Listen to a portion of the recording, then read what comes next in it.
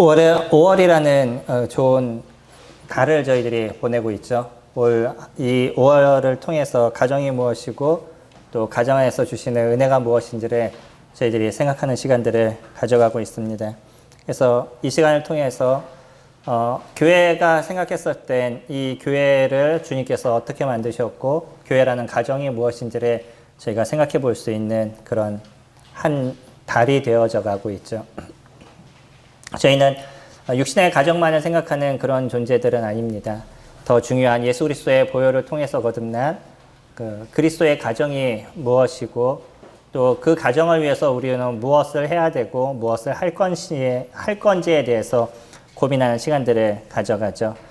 이러한 어떤 마음들 또 이러한 생각들은 저희들의 인생에서 보이지 않는 열매로서 남아져 가는 거죠. 성도님들이 살아가는 삶의 모든 것은 그림으로 그려집니다.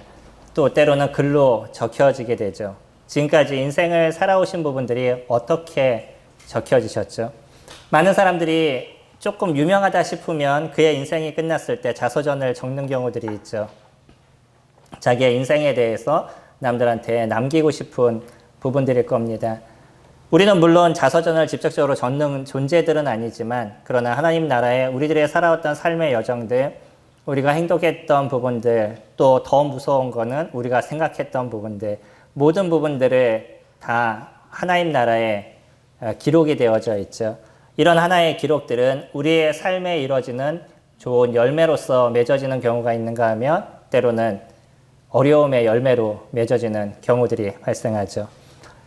특히 이번 주 같은 경우에는 우리나라의 정권이 바뀌는 그런 한 주의 모습을 가졌습니다.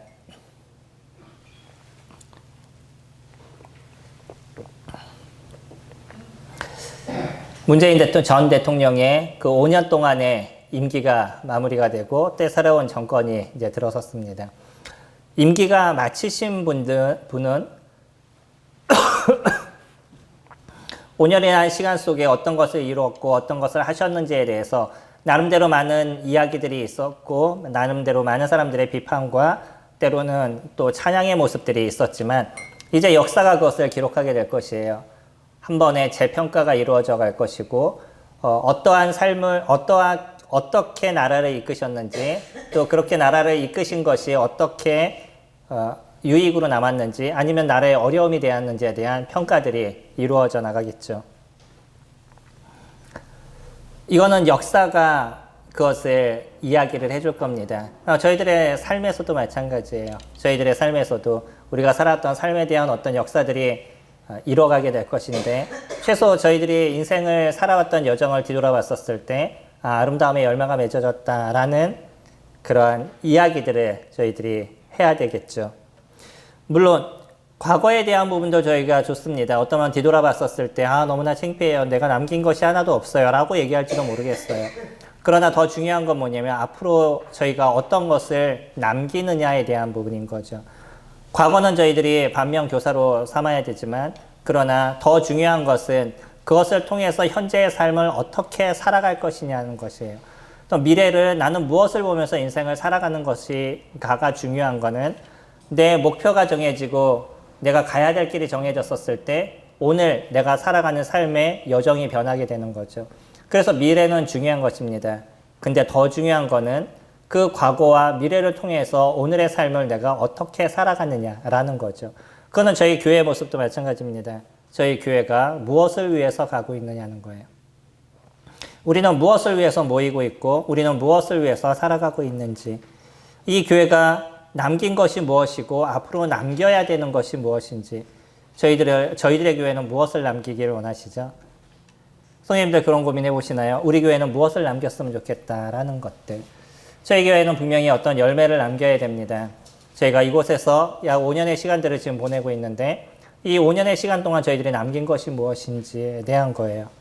또 지난 시간들 그 이전의 교회에서도 한 4년 그 이전에서도 오랜 시간을 저희가 보내왔었는데 그런 시간들을 보내면서 우리가 남긴 것이 무엇인가라는 것을 저희들이 고민하게 되는 거죠.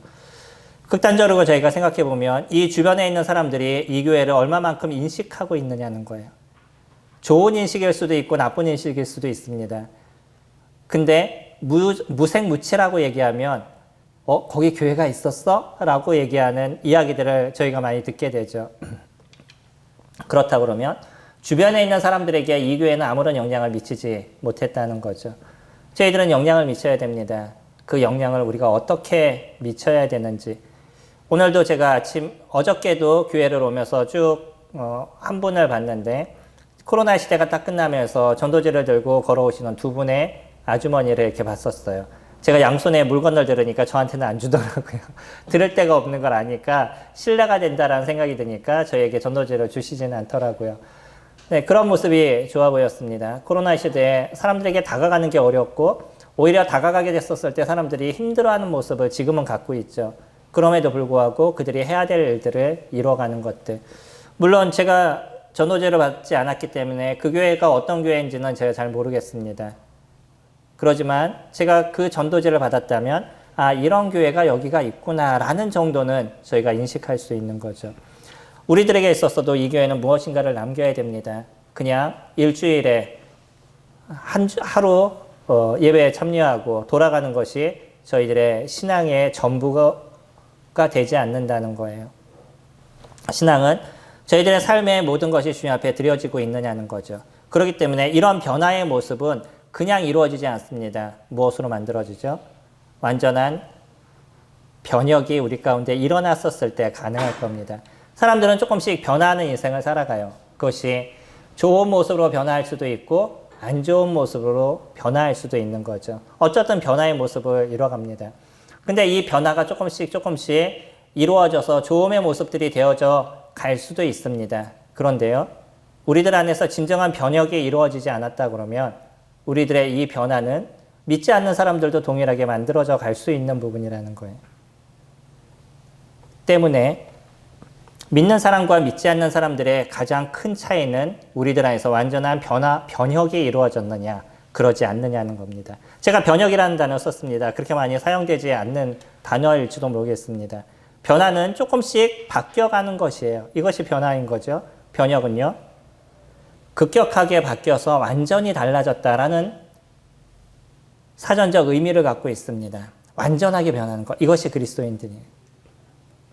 우리들의 삶은 완전히 변화하셨죠. 그러신가요? 만약에 우리가 성도라는 이름으로 같이 부려지지만 우리들의 삶이 완전하게 변화되지 않았다라고 얘기하면 나는 아직 예수 그리스도를 알지 못하는 겁니다. 우리는 완전한 변화를 이뤘어요. 이 완전한 변화라고 얘기하는 것은 우리들 안에 성령 하나님이 있느냐, 성령 하나님이 있지 않느냐로 구분이 되어져 가는 거죠. 이거는 아직 우리가 육체적인 모습을 갖고 있어서 육체로 인해서의 어떤 지배를 받는 삶을 살아간다 할지라도, 그러나 우리 안에 계신 성령을 통해서 우리들의 인식과 우리들의 생각의 완전한 변화가 저희들에게 이루어진 겁니다. 왜 이스라엘 백성들과 저희들의 완연한 차이가 있는지 아시나요? 이스라엘 백성들은 하나님을 직접적으로 만난 사람들이고요. 오히려 그들은 선지자가 실질적인 하나님의 말씀을 받아서 선포했던 그런 시대를 살아갔습니다. 하나님을 직접 만난, 하나님한테 직접적인 계시를 받은 사람들이 사람들에게 선포했던 그런 시대를 그들은 살아갔죠. 그런데 왜 그들은 끊임없는 반역과 하나님을 버리는 인생을 살아왔을까요? 저희가 보고 있는 학개서의 말씀에서도 저희들이 볼 수 있는 것처럼 왜 이스라엘 백성들은요, 하나님의 기적과 이적을 충분히 보는 인생을 살아왔음에도 불구하고 그들은 왜 끊임없이 다시 세상으로 돌아가는 인생을 살아갔을까요? 가장 큰 차이가 무엇인지 아시나요? 그거는 그들 안에 성령이 있지 않았다는 거예요. 여전히 하나님의 역사를 그들이 봤습니다. 하나님의 놀라우심을 그들이 인식했어요. 그들의 심령에서 하나님을 버린 적은 없습니다. 여전히 그들은요, 하나님을 섬기고 성전에 나가고 예배하는 시간들을 가졌어요. 그러나 그들 안에서의 진정한 변화, 정확하게 말씀드려서 성령의 역사가 그들에게 있지 않았기 때문에 그들은 눈에 보이는 것에 쉽게 빠지는 인생을 살아왔던 거죠. 왜 그리스도인들은 세상에 빠지는 인생을 살아가지 않죠? 아니면 세상에 빠졌던 모습을 갖는다 할지라도 다시 돌이키는 인생을 살아가죠. 그것은 저희들 안에 있는 성령께서 그것을 바꿔가시기 때문입니다. 저희 안에 성령께서 저희들의 생각을 바꿔가시고 저희들의 마음을 바꿔가시고 내가 있어야 될 그곳을 저희들에게 알려주시는 일들을 이뤄가기 때문이에요. 그래서 성령 하나님을 모신 사람이 평생을 주님을 버리고 인생을 산다는 것은 불가능하다라고 저는 생각합니다. 그러지 않으시나요? 우리들 안에 끊임없이 일으켜 올라오는 성령의 그 음성과 네가 지금 그 자리에 있는 것이 마땅하니, 네가 지금 그렇게 행동하는 것이 마땅하니라고 얘기하시는 그분의 끊임없는 생각이 나를 힘들게 만들어져 가는 거예요. 고통스럽게 만드는 거죠. 그래서 어디로 다시 흐르게 만들어요? 주님 앞에 돌아오도록 만드는 거죠. 이게 성령 하나님께서 저희들에게 하시는 일들입니다. 우리가 만약에 완전한 변혁이 이루어지지 않았다 그러면 우리는 주님을 모르는 자예요. 우리가 예수 그리스도 그분을 믿는 그 순간에 하나님께서는요, 성령 하나님을 저희들에게 이끌어 주심을 통해서 그분이 저희들에게 이야기하시고 말씀하시는 것을 여러 방향을 통해서 듣게 하셔요. 제일 첫 번째가 뭐죠?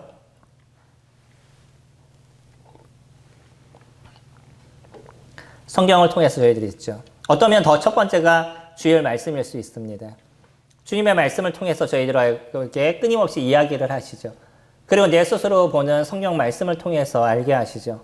때로는 길거리를 걸어가는데 흘러나오는 찬양을 통해서도 나를 바꿔가게 하시고요. 또 내 안에서 말씀하시는 그의 음성을 통해서 저희들에게 이야기하시는, 정 안 되면 꿈을 통해서라도 깨닫게 하시는 여러 가지 일들을, 꿈에 대한 얘기는 조심하셔야 되는데 여러 가지 방향을 통해서 저희들을 일깨워 가시는 것이 성령 하나님 그분이 저희들에게 하시는 일이죠. 그래서 내가 하나님께 돌아가지 않고는 도저히 답답하고 힘들어서 견딜 수 없는 심령을 가질 수밖에 없고요. 삶에서 무엇인가를 더 열심히 가지면 가질수록, 또 그렇게 하려면 할수록 우리 안에서 일어나고 있는 갈증과 그 알 수 없는 무엇인가의 답답함이 우리로 하여금 주님 앞에 돌아오게 만드는 일들을 이루어가죠. 그래서 우리가 예수 그리스도를 믿었다라고 얘기하는 것, 주님을 영접했다라고 얘기하는 것은 단순한 것이 아니라는 거예요. 완전히 우리는 어둠에서부터 빛으로 변한 것이고요. 세상에서부터 하나님의 나라로 옮겨져 간 것이고요. 사단의 자녀에서 하나님의 자녀가 된 거예요. 어떻게 이렇게 완전한 변화가 일어난 사람들이 세상 사람들과 구분 없는 인생을 살아갈 수 있겠어요? 가능할까요? 한번 생각해 보셔요. 우리들 안에서 완전한 변혁이 이루어졌는데 어떻게 우리가 살아가는 삶의 방식이 세상 사람들이 살아가는 삶의 방식과 똑같을 수 있겠어요? 이거는 불가능한 것입니다. 성령이 저희들을 그렇게 냅두지 않으셔요. 끊임없이 변화시키시고 바꿔가게 하시는 거죠. 그래서 우리들 안에서 완전한 변혁이 이루어져서 이 변혁이 실질적으로 우리들의 생각을 지배하고 우리들의 행동을 지배해 나가는 것, 이러한 삶을 사는 것이 그리스도인들의 삶인 거죠. 이것을 통해서 우리들은 하나님께서 주시는 축복의 열매를 맺는 인생을 살아갑니다. 하나님 주시는 축복이 무엇인지를 아는 인생을 살아가죠. 주님이 성도님들의 삶에서 어떤 축복을 내리시나요? 우리 각자의 모습은 다 다를 수 있습니다. 각자에게 주어지는 은혜가 다 달라요. 일주일의 시간 속에서 하나님 주시는 어떤 축복을 얻으셨죠? 일주일 시간 속에 아무것도 주님이 하신 일이 없으시나요? 주님이 하신 일이 있으십니다. 성도님들을 통해서. 또 성도님들에게 주신 축복과 은혜의 모습이 있었어요. 그것을 내가 경험하느냐, 경험하지 못하느냐, 내가 그것을 인식하느냐, 인지하지 못하느냐, 이것이 좀 차이가 있을 수 있는 거죠. 우리의 완전한 변혁, 성령을 통해서 이루어진 이 완전한 변혁이 우리들의 생각을 지배하고 우리들의 마음을 지배하고 우리들의 행동을 지배하게 되면 그때 비로소 매일마다 성령은 나에게 무엇을 인도하시고 매주마다 성령께서 나를 어떻게 도우시며 어떤 축복을 내리시는지를 저희들이 실질적으로 보는 인생을 살아가게 되는 거죠. 오늘 본문을 보시기 전에 저희 먼저 고린도 후서 말씀 같이 보시겠습니다. 우리 성찬 예배 때 같이 읽어드렸던 말씀인데 고린도 후서 6장 말씀 보시면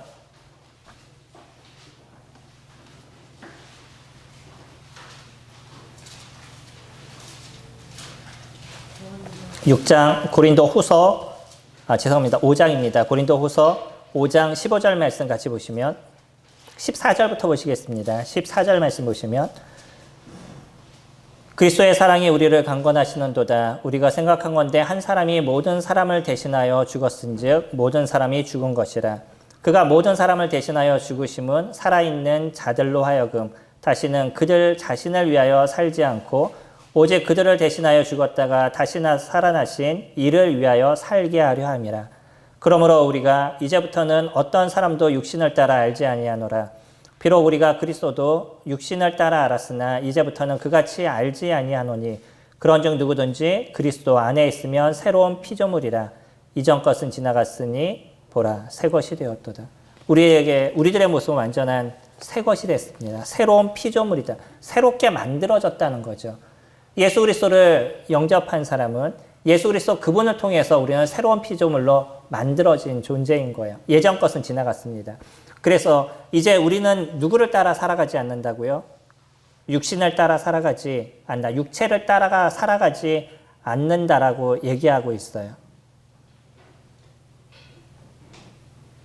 그래서 15절에 다시는 그들 자신을 위하여 살지 않고 오직 그들을 대신하여 죽었다가 다시 살아나신 이를 위하여 산다라고 얘기하죠.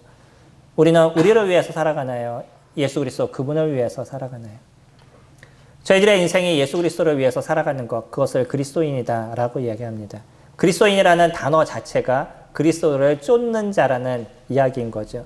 그렇기 때문에 오랜 기독교의 역사 속에서 죽음과 공포, 핍박과 어려움 속에서도 여전히 예수 그리스도 그분을 부인하지 않았던 많은 사람들의 인생이 지금까지 놓여져 있는 거죠. 우리는 그래서 기독교 역사를 한번 살펴보면 나의 인생이 얼마나 편하고 얼마나 나약한 인생을 살아가고 있는지를 저희들이 보게 됩니다. 기독교의 역사는 그랬어요. 단지 예수님을 믿었습니다. 나는 구원을 받았습니다. 라는 그 단어 하나를 통해서 그리스도인이라고 얘기하지 않았고요. 그들이 그리스도인이라고 얘기함을 통해서 얼마만큼의 생각을 변화시키고 얼마만큼의 행동을 변화시키고 그들의 마음을 변화시킨 인생을 살았는지를 오랜 역사는 저희들에게 증명해주고 있죠. 이스라엘 백성들에게 주님은 그래서 그들에게 진정한 변화가 이루어져야 된다라고 얘기합니다. 오늘 본문 말씀 같이 보시면 학개서 2장 10절입니다. 학개서 2장 10절은요. 학개에게 처음에 메시지가 선포되고 나서 그들은 성전에 터를 짓게 되죠. 그게 15절, 1장 15절에 나타난 날짜에 대한 부분인데 그 이후로 약 3개월 뒤 다시 한번 하나님의 말씀이 선포가 됩니다. 그 전주에 선포가 됐던 두 번째 말씀, 오늘 저희가 교제할 부분은 세 번째 말씀이 선포되고 있는 거죠. 약 3달의 시간이 흘렀습니다. 10장 말씀 보시면 다리오 왕 제2년 9째 달 24일에 여호와의 말씀이 선지자 학기에게 임하여 이르시되 만군의 여호와가 말하노라 너는 제사장에게 율법에 대하여 물어 이르기를 사람이 옷자락에 거룩한 고기를 쌌는데 그 옷자락이 만일 떡이나 국에나 포도주에나 기름에나 다른 음식물에 닿았으면 그것이 성물이 되겠느냐 하라. 학개가 물음에 제사장들이 대답하여 이르되 아니니라 하는지라. 학개가 이르되 시체를 만져서 부정하여진 자가 만일 그것들 가운데 하나를 만지면 그것이 부정하겠느냐 하니 제사장들이 대답하여 이르되 부정하리라 하더라. 이에 학개가 대답하여 이르되 여호와의 말씀이 내 앞에서 이 백성이 그러하고 이 나라가 그러하고 그들의 손의 모든 일도 그러하고 그들이 거기에서 드리는 것도 부정하니라. 이스라엘 백성들에게 율법은요. 그들의 삶을 살아가는 데 있어서의 표대가 되는 그들이 살 수 있는 은혜의 말씀이었던 거예요. 많은 사람들이 율법을 얘기할 때는 그것을 어떻게 지켜요? 율법을 지키는 건 너무 힘들어요. 어려워요. 우리는 그것에 대한 것만 너무 많이 들었는지 모르겠습니다. 근데 이스라엘 사람들에게 주어진 율법은요. 그들을 죽이는 걸까요? 그들을 살리는 걸까요? 이스라엘 백성들을 살리는 거였었습니다. 그들은 광야 생활을 해야만 했었어요. 광야 생활이라는 사막의 40년의 생활을 그들이 이뤄갈 때 한 공동체가 끊임없이 움직여가요. 그때 생기는 문제가 얼마나 많은 문제가 발생하겠어요.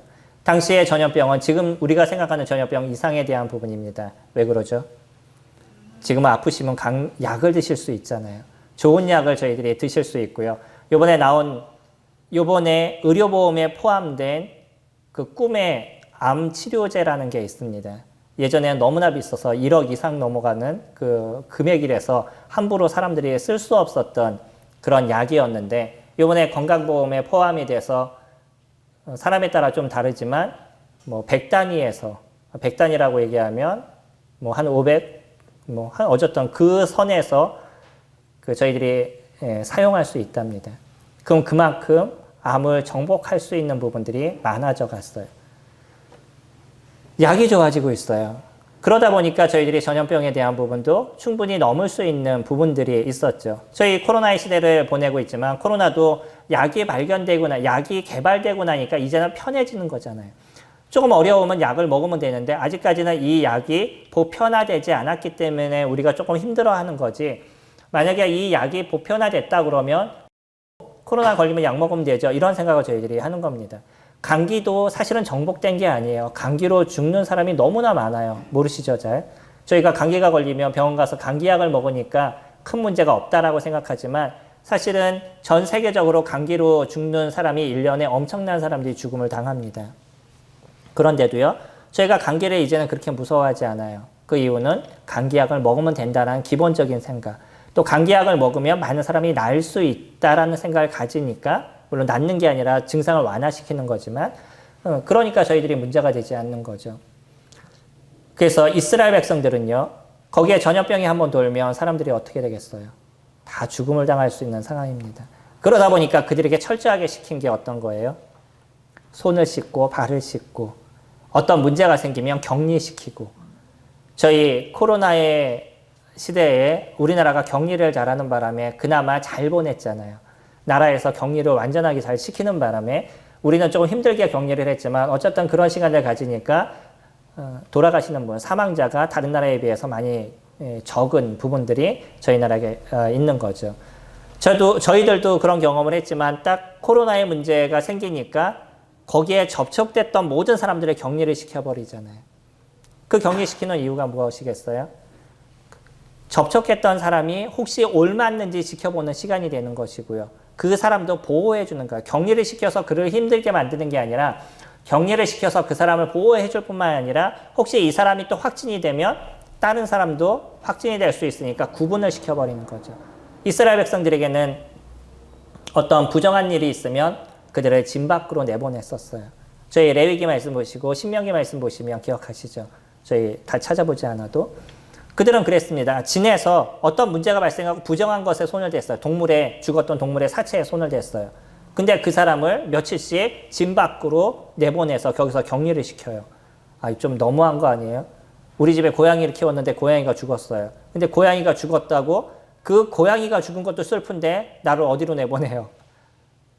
나라 밖으로 내보내서 어느 한 곳에서 격리를 시켜버리는 거예요. 이스라엘 백성들은 그랬습니다. 왜 그랬죠? 혹시 내가 죽은 사체에 손을 댔다 거기서 전염병이 걸릴까 봐. 그 사람을 보호하는 거예요. 그게 하나님께서 하셨던 일입니다. 근데 그거는 그 생명을 보호할 뿐만 아니라 거기에는 하나님의 영적인 의미가 같이 숨겨져 있는 거죠. 뭐죠? 하나님의 말씀을 너희들이 따르느냐? 너희가 하나님의 말씀을 순종하고 있느냐? 더 중요한 것은 그것에 있는 거예요.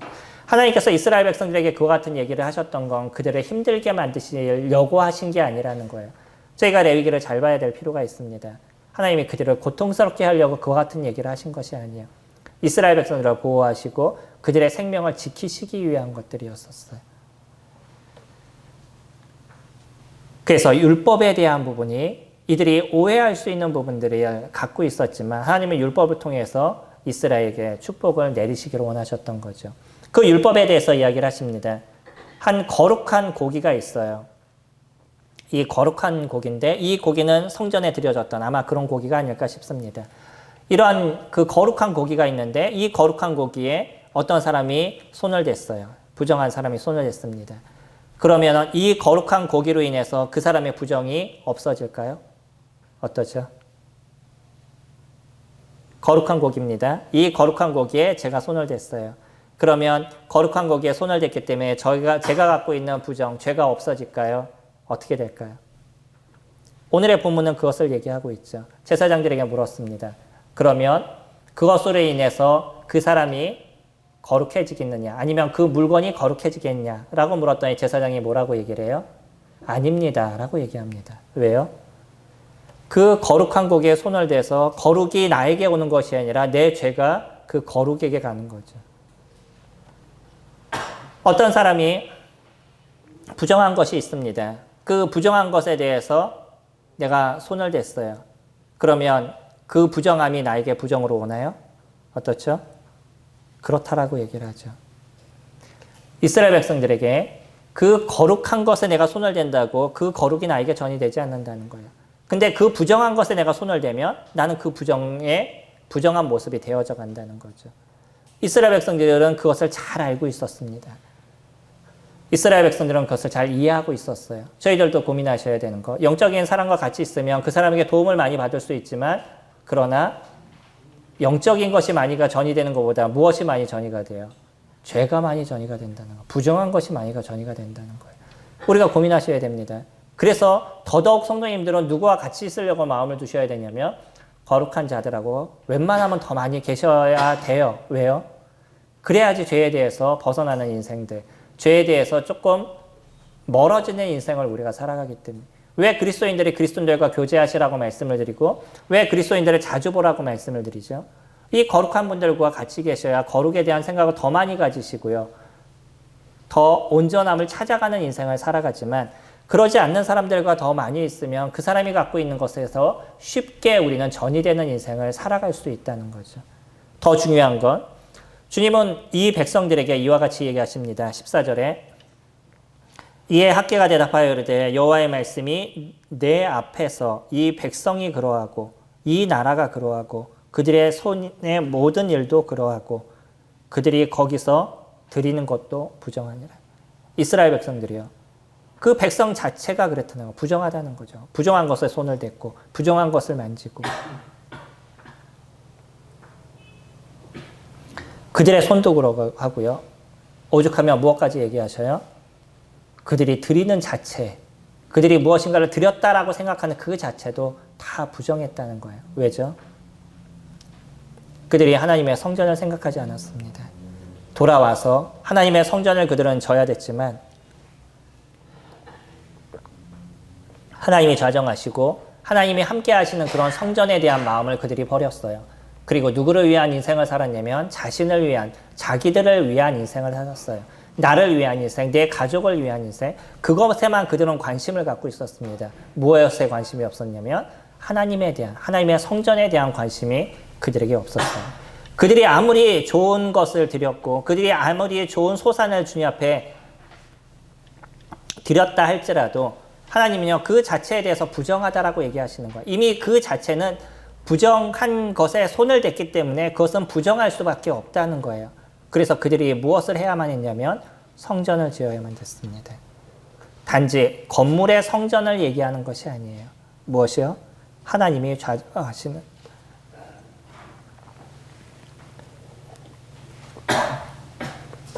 하나님께서 그 가운데서 내주하시는 그러한 성전이 그들에게 필요했다는 거죠. 이들은 완전한 변화가 이루어졌습니다. 완전한 변화가 이루어져야만 했었습니다. 단지 이스라엘로 돌아온 것만이 그들에게 있어서 전부가 아니었었어요. 그들이 예루살렘에 있기 때문에 그것이 전부가 아니었습니다. 하나님이 좌정하시고 하나님이 그곳에 계시고 하나님 그분의 생각을 갖고 하나님 그분 안에 놓여져 있는 그런 이스라엘 백성들의 모습들이 되어야만 됐다는 거예요. 진정한 변혁이 이루어져야 됐었어요. 마음으로부터 하나님을 찾고 하나님이 첫 번째가 되는 그런 인생을 그들이 살아야만 했다는 거예요. 하나님은 이스라엘 백성들에게 그것을 이야기하고 있습니다. 저희들의 교회는요, 저희가 예배를 참여한다고 저희들이 주님 앞에 드리는 모든 것을 다 드렸다라고 얘기하지 않습니다. 저희가 11조를 드린다 해서, 저희가 물질을 주님 앞에 드린다 해서 어떠면 저희들이 쉽게 11조라는 얘기도 못하겠죠. 주님 앞에 드리는 게 11조가 몇 프로라고요? 성전 봉헌물까지 하시면 22에서 23%가 됩니다. 저희가 쉽게 11조를 다 드렸다라고 얘기할 수도 없는 거죠. 무엇인가를 드렸다 할지라도 그것이 중요하지 않다는 거예요. 그거는 당연한 겁니다. 성도님들이 11조를 드리면서 내가 주님 앞에 할 것을 다 했다라고 생각하는지 모르겠어요. 그거는요, 당연한 거예요. 지난주 저희가 말라기에서 살펴본 것처럼 하나님은 뭐라고 얘기하셨냐면 내 것을 도둑질했다라는 거죠. 당연히 나에게 줘야 되는 것을 니네가 주지 않았다는 거예요. 그거는 주님 앞에 드려야 할 당연한 것이지 내가 해야 될 것을 다 했다라고 얘기하지 않는다는 겁니다. 우리가 그런 인생을 살았다 해서 내가 주님 앞에 완전한 변화된 생각을 갖고 있느냐, 그것을 얘기하지 않아요. 중요한 건 뭐예요? 우리들의 진정한 생각이 주님 앞에 놓여져 있고 그 생각에 따라서 움직여가는 우리들의 삶의 모습이 되어져 가고 있느냐는 거예요. 주님이 첫 번째가 되어져 가고 있는 거냐는 거죠. 그래서 저희들에게 있어서는 주님께서 세우신 이 아름다운 교회가 하나님의 나라가 온전해짐을 위해서 우리는 살아가는 인생을 이루어가고 있냐는 거예요. 이스라엘 백성들에게 성전이 소중했습니다. 그건 하나님이 그것을 좌정하시고 하나님의 이름이 그들에게 크게 일어나는 모습들이 되어져 가야만 했던 거죠. 그들에게 있어서 하나님의 나라가 온전해져야만 했던 거예요. 근데 그들은 그러지 않았습니다. 내 일부에 대한 부분을 주님 앞에 드리고 내 일부에 대한 힘을 주님 앞에 드리고 그러기만 하면 나는 내가 할 수 있는 일을 다 했다라고 생각하는 거예요.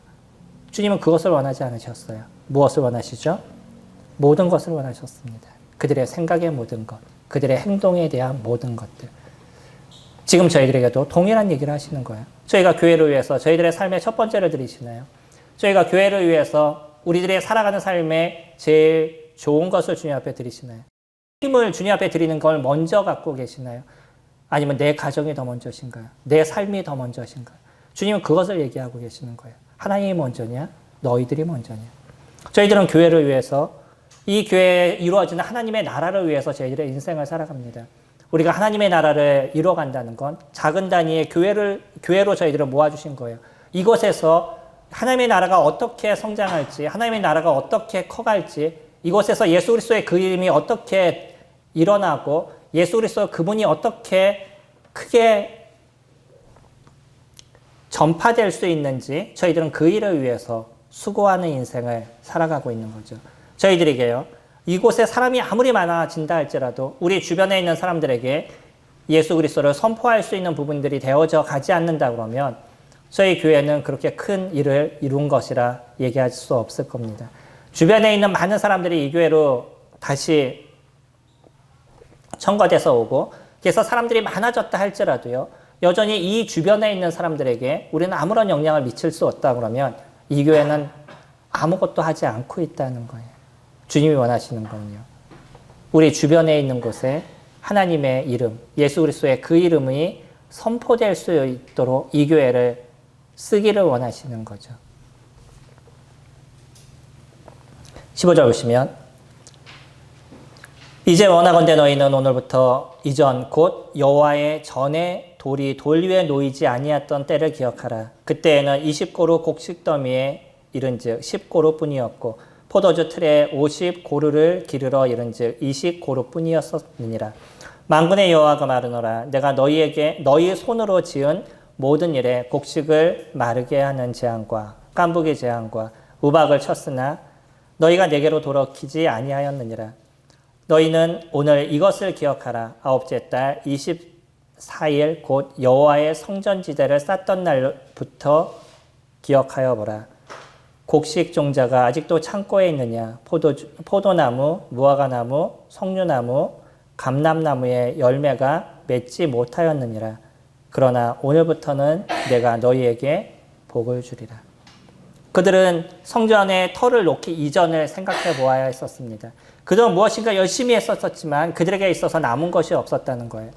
무엇인가 남아있는 것들은 있었죠. 주님께서 얘기하시는 건 그만큼의 열매가 너희들에게 있었냐는 거예요. 어떤 사람이요, 곡식을 위해서 20고루라는 그 금액을 투자를 했습니다. 그럼 얼마가 남아야 돼요? 최소 20고루 이상이 남아야 되죠. 저희가 100만 원을 들여서 그 농토를 개항하고 거기서 곡식을 심었는데 돈은 20만 원이 남아요. 그러면 성공한 거예요? 성공하지 못한 거예요? 성공하지 못한 거죠. 최소 내가 100만 원을 투자했었으면 100만 원 이상이 남아야 되는 거잖아요. 그리고 곡식은 잘 풍년이 되면 그 이상의 것이 남는 거죠. 어떤 사람이 포도주를 하기 위해서 포도주 틀을 사고 뭐 준비들을 했습니다. 거기에서 50고루라는 그 금액을 투자를 했어요. 근데 얼마가 남았냐면 20고루만 남았어요. 그럼 얼마가 손해예요? 30고루의 손해가 이르는 거죠. 그들은 무엇인가 열심히 했습니다. 근데 그것이 남지 않아요. 이렇게 되면 무슨 생각을 하죠? 아, 내가 하나님을 놓쳤는가 보다 라는 생각을 했어야 되는데 이들은 무슨 생각을 했을까요? 아, 내가 무슨 방법이 틀렸나 보다. 내가 뭔가 실수했나 보다. 아니면 내가 조금 더 열심히 하지 않았나 보다. 라고 생각하니까 오히려 그 일에 대해서 더 열심히 하려고, 아니면 그것을 더 연구하려고, 그것을 어떻게 더 좋은 걸 남기게 할까에 대해서 더 많이 생각을 하고요. 오늘은 제가 성전에 갈 수가 없습니다. 이것을 조금 더 연구를 해야 돼요. 제가 오늘은 기도를 할 수 없습니다. 여기에 내가 조금 더 투자를 해야 돼요. 라는 이야기들을 끊임없이 해왔다는 거예요. 근데 그것은 누가 하신 거예요? 하나님께서 손을 대신 거예요. 마지막에 뭐라고 얘기하시죠? 그들에게 재앙을 내리고 깐부기 재앙, 우박을 쳤어요. 하나님께서 그들의 곡식의 모든 것을 없애버리셨다는 거예요. 그들은 그것을 기억해야만 했었습니다. 그것을 알아야만 했다는 거예요.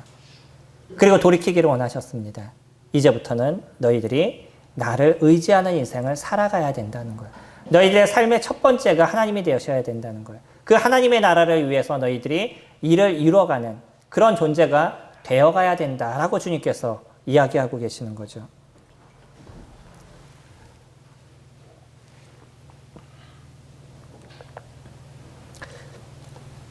18절에는 그렇게 얘기합니다. 너희는 오늘 이전을 기억하라. 그 이전을 기억해 보라는 거예요. 이스라엘 백성들이 성전에 터를 놓은 지가 얼마나 됐다고요? 3개월이 지났습니다. 3개월이 지났었는데 이 3개월이 지나면서 왜 다시 이와 같은 메시지를 주님께서 선포하셨냐면, 학계를 통해서 왜 그와 같이 얘기하냐면, 한번 생각해 보세요. 성전에 터를 놨습니다. 그리고 3개월 동안 공사를 했어요. 이들의 마음에 이제 무엇이 젖어들기 시작할까요? 내가 이것을 잘하는 건가? 내 농토를 살펴야 되는데, 아니면 내 목축들을 살펴야 되는데, 내가 그거보다는 지금 여기에 이것을 짓고 있는데 이게 더 옳은 것인가 라는 고민들, 이것이 맞는 것인가 라는 어떤 고민들, 그들의 마음이 흐트러졌다는 거예요. 그 흐트러진 마음 가운데 주님은 다시 그들을 바르게 바꿔가야 될 필요가 있으셨던 거죠. 그리고 생각해 보라고 얘기합니다.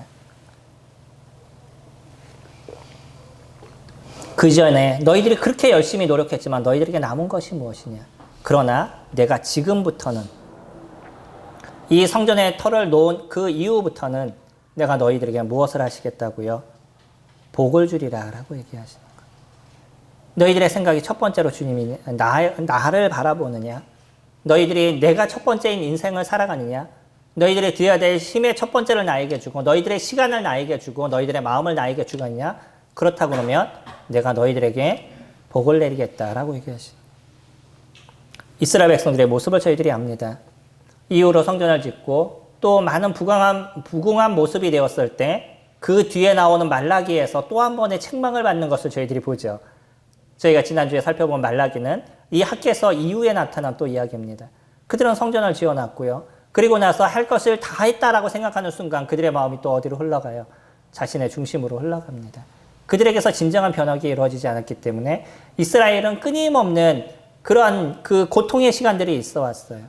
이 이후에도 400년 동안 하나님의 말씀이 없다가 예수 그리스도께서 오시고 난 이후에도 그들은 하나님을 배척하는 인생을 살아왔었죠. 그러다 보니까 유태인들이 얼마나 많은 고통과 어려움에 있었는지는 역사를 통해서 저희들이 보아하고 있습니다. 하지만 그런 상황에서도 주님은 그분의 약속을 지켜가신다는 그 놀라움을 저희들이 보지 않나요? 하나님께서 이스라엘 백성들을 보호하시겠다라고 얘기하신 그 약속은 끊임없이 지속돼 가고 있어요. 내가 너에게 축복하겠다. 내가 너에게 복을 내리겠다라고 얘기하신 그 말씀은 여전히 유태인 안들의 그 안에서 이루어지고 있습니다. 저희들도요. 주님이 저희들에게 축복하시기를 원하셔요. 주님이 정확하게 얘기하면 복을 내시기를 원하셔요. 축복이란 단어가 복을 빈다라는 단어이기 때문에 사실은 하나님께서 복을 누구에게 빌어주지 않잖아요. 그러니까 그 단어가 정확하지는 않지만 우리가 일상적으로 또 교회가 요즘 일상적으로 사용하는 단어가 되어져 버린 거죠. 하나님 저희들에게 복을 내리시기를 원하신다는 거예요. 무엇을 하면? 나의 마음이 하나님께 완전한 변혁이 이루어지며, 그래서 하나님 말씀이 나를 지배하는 그런 인생을 살아가며, 그래서 하나님 나라를 위해서 살아가는 우리들의 모습이 되어져 간다면 하나님 저희들에게 복을 내리시기를 원하신다는 거예요. 회사 일에 열심히 하시기 바랍니다. 그리고 가정을 위해서 열심히 하시기 바랍니다. 그러나 그 일의 첫째, 그거보다 더 중요한 것이 하나님이 되시지 않으면 언젠간 내가 그렇게 열심히 일했고 무엇인가를 많이 투자했는데 뒤돌아서서 계산해 보면 남아있는 게 하나도 없을 수 있다는 거예요. 우리나라에 비트코인에 열풍이 불었습니다. 그래서 어떠한 한 친구가 비트코인을 개발을 해서 주식이 엄청나게 오르고 엄청난 갑부가 됐어요. 근데 갑자기 요번 달인가요? 지난달부터 그것이 떨어지기 시작해서 완전하게 폭망이 이루어져서요. 어떤 사람이 24억을 벌었는데 지금 그 돈이 100만 원밖에 안 된다나? 엄청나게 떨어졌습니다. 한순간에 내가 그것에 투자하면 돈을 벌 거라고 생각해서 그 인생을 거기다 다 투자를 했어요. 뒤돌아봤는데 기껏 몇 달 지났는데 뒤돌아보니까 나에게 남은 돈이 다 없어져 버린 거예요. 세상의 모든 돌은 신기루와 같습니다. 그 속에 주님이 보호하시고 주님이 지켜주시지 않으면 그의 모든 것은 다 없어져 가는 거예요. 우리에게 있어서 진정한 남는 거는 하나님 안에서 무엇을 이뤄갔는지, 하나님을 위해서 나는 무엇을 하며 살아갔는지, 그분을 위해서 내 시간은 내가 어떤 것을 투자했는지, 그래서 교회를 위해서 나는 무엇을 했는지, 그것에 대한 열매가 남을 것입니다. 그 열매가 우리를 기쁘게 하고 우리를 즐겁게 할 것이에요. 주님 저희들에게 약속하셨습니다. 이제 이후로부터는, 그러나 오늘로부터는 내가 너희들에게 복을 주리라. 주님 저희들에게 복을 주시기를 원하셔요. 이 축복의 열매를 맺기를 원하십니다. 그것을 우리가 갖기를 원하시는 거예요. 우리들 안에 진정한 변혁이 이루어지시고 하나님 중심적인 인생을 살아가신다 그러면 이 교회를 축복하실 것이고요. 이 교회에 복을 내리실 거고요. 성령님들에게 복을 이루어 주실 겁니다. 변혁을 통해서 주님께서 주시는 진정한 복을 얻으시는 저희 교회와 성령님들 되시기를 소망합니다. 기도하겠습니다.